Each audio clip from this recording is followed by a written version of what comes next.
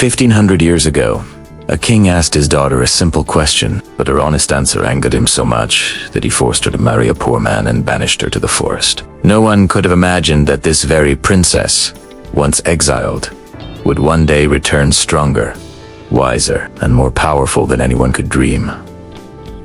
1,500 years ago, in a kingdom of immense wealth and splendor, there ruled a mighty king named Sultan Farid.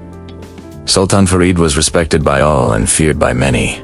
Yet despite his grandeur, his household was filled with beauty and curiosity. He had 3 daughters, each remarkable in her own way. The eldest, Princess Amara, was known for her elegance and intelligence. The middle daughter, Princess Layla, was admired for her grace and charm. Yet it was the youngest, Princess Nadia, who possessed a beauty and purity that no one could ignore. She was the smallest and most beautiful, pure-hearted, and devoted to God.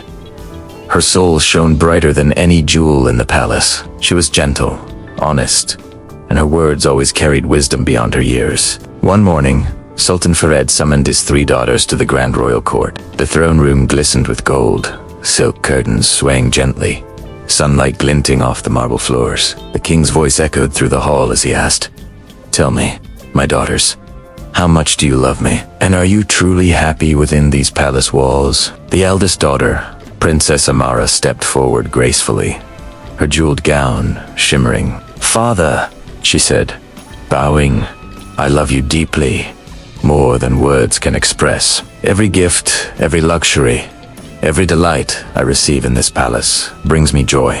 I am grateful beyond measure."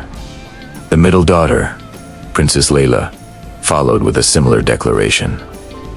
"Father, I am content and blessed. Your care surrounds me every day, and I am happy to be your daughter. This palace, its splendor, and all I receive fill my heart with joy." Their words pleased the king, and he nodded approvingly, though his eyes flickered with subtle pride. Then it was Princess Nadia's turn. She walked forward quietly, her steps unhurried, and her gaze humble. "Father," she said softly, yet firmly, "I am grateful to Allah for every blessing I have. Whatever I need is given to me, not for indulgence, but to live rightly. I am content and thankful for everything. And my happiness comes from gratitude and faith, not wealth." The king's face darkened instantly. His eyes flared with anger at her words. How dare she place faith and humility above the riches of the palace? How dare she imply that happiness was not in gold or luxury? In a surge of wrath, Sultan Farid commanded, "Guards, take her, marry her to a poor man and banish her to the forest. Let us see if humility and faith can survive without opulence." The guards obeyed swiftly. Princess Nadia, with no fear in her heart, followed silently. She did not cry or complain. Her head was held high, and a quiet confidence radiated from her. She trusted in Allah and in her own heart. The guards brought her to a humble man named Karim, a simple villager known for his honesty and hard work. He had little to offer, but he welcomed Princess Nadia with kindness and respect.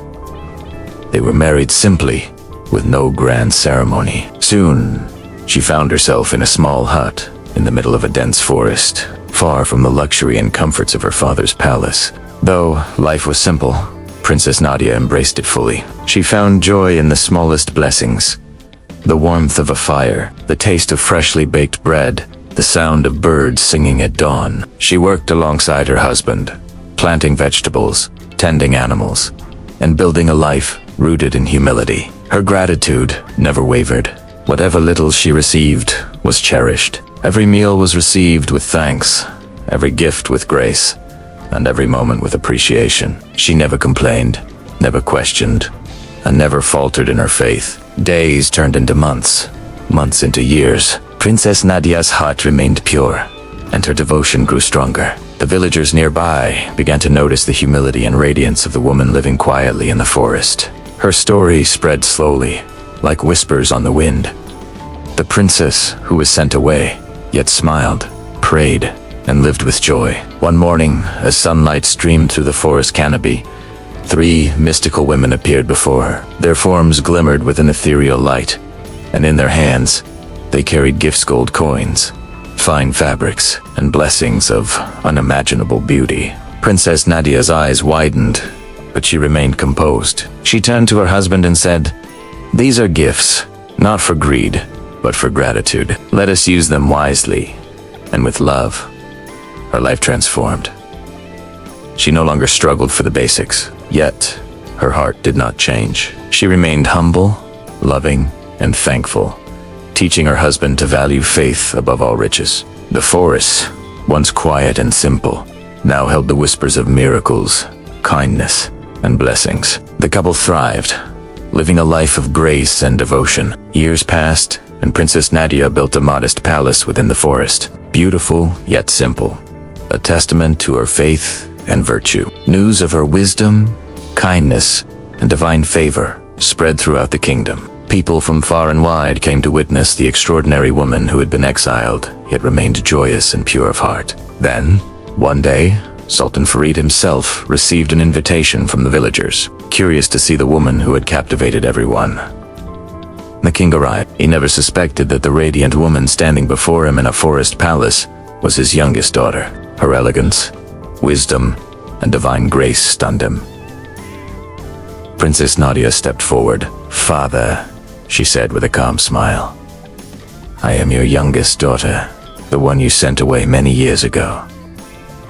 Sultan Farid's mouth fell open in disbelief. His daughter, once humble and exiled, had risen not by wealth or power, but by faith, patience, and humility. He fell to his knees, astonished by the grace she exuded, by the life she had built, and by the virtue she carried within her. She continued, "Father, see what Allah has blessed me with.